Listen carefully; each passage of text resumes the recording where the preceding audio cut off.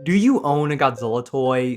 Do you own a Godzilla collection? Anything like that? I mean, if you're on this channel, you probably have some. If you're like me and you have Godzilla toys, I'm sure that you have thought at one point or another, I could make these figures look a little better, maybe. Maybe I could just make this one figure look a little bit better. Do you also hate propaganda? Because I do. I really hate propaganda, you know?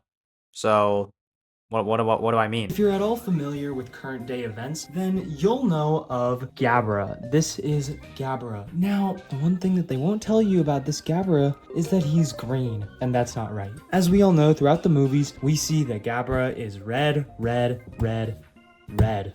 He is not green.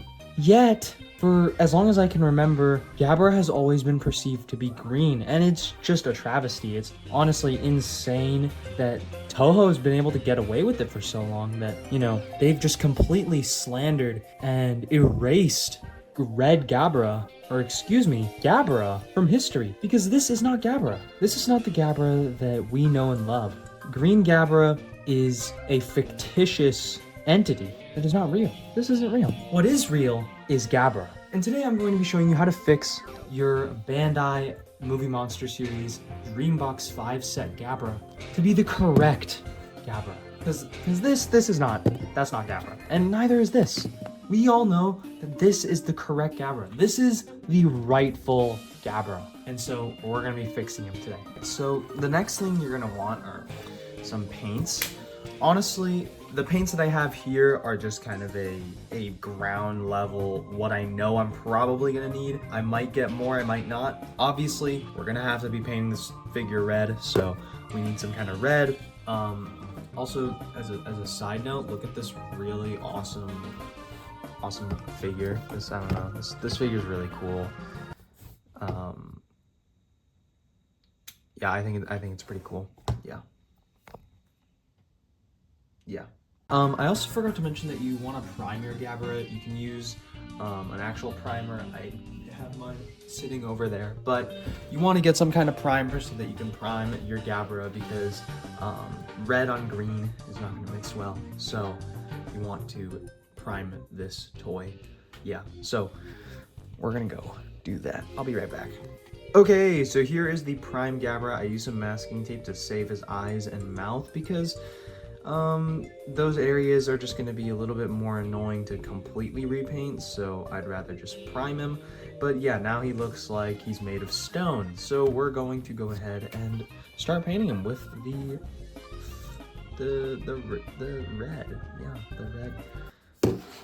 the red color.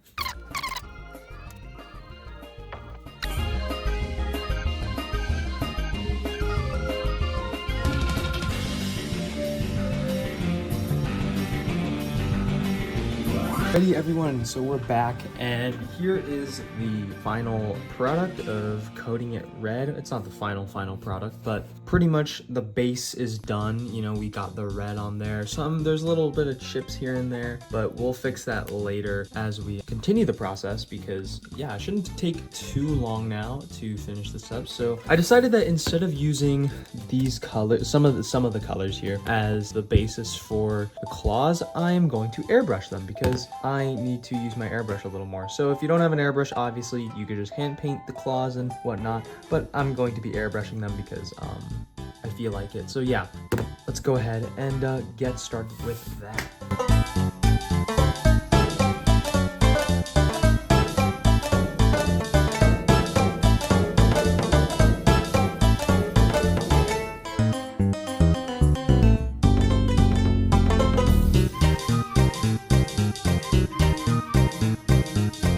Alright, so we got the lighter brown color, literally called light brown, and we're going to be highlighting the chest here. So yeah, let's see how this turns out.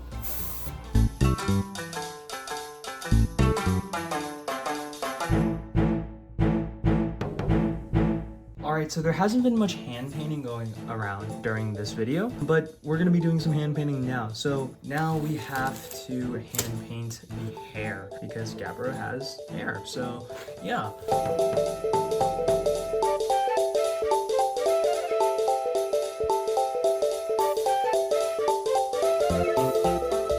Alright, so we're looking at a near finished product here. Red Gabara looking pretty spiffy. I do need to do some recoating. I'm not gonna do that on camera though, because it's not really interesting, but you know, looks pretty solid right now. And basically what I'm gonna do is I'm gonna take some red. I'm just gonna go over some areas that are a little oversprayed, try to clean it up a little, like under the arms here. And then like sort of the face, like you can see the face, there's a little bit of gray, there's a bit of chippage, especially the back, there's a lot of chippage. So just want to clean that up before I, you know, seal this figure so that it doesn't chip anymore, or at least hopefully stops chipping. So yeah. Hello everybody. So after a couple recoatings and sealer, Red Gabara is now done. The seal, I mean, it worked. It did work. It just does give it a weird sheen because it was supposed to be matte, but I think I sprayed it a little too close. This is all still stuff that I'm learning to work with, so you know, forgive like the bad finish. It's pretty amateur. So yeah, but it looks pretty good. Obviously it's kind of just meant to like protect it, and fortunately the gloss finish in some areas, like right here, it got really heavy, so unfortunately it doesn't retain the matte finish. I mean, I could go over it again technically and probably make it look a little bit better. I went over the face with some gloss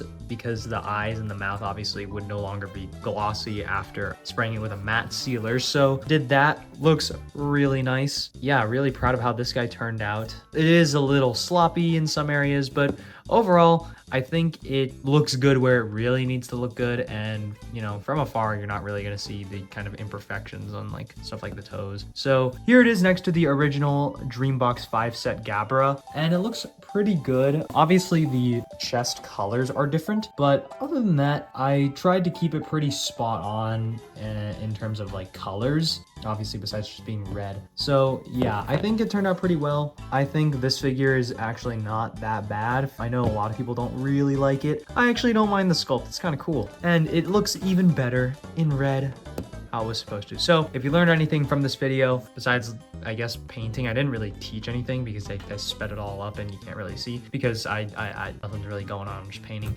So if you learned anything from this video, learn to not accept propaganda at face value. You know, use your brain, you know, think about the things that you're consuming, because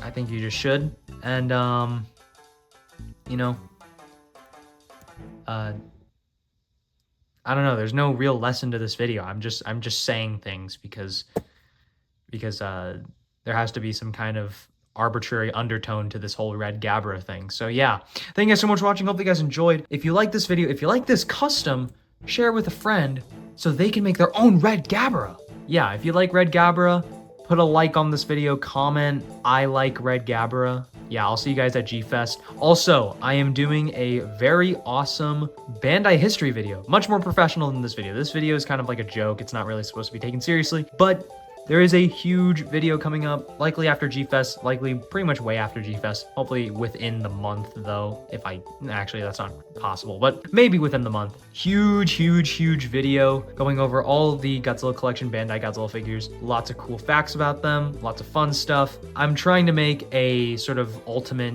video, like an encyclopedia, if I really can try and do something like that. I want it to be the best video on this channel, to be honest. Hopefully you guys will watch it and enjoy it. So yeah, stay tuned for that. I'll put a little teaser in this video. So I will see you guys in the next one. Bye-bye.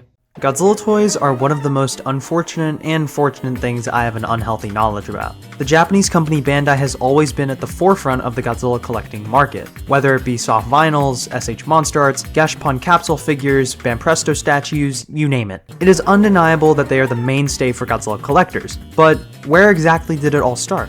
That's what I'm going to be digging into today, as we look at the history of Bandai Godzilla toys in the 80s.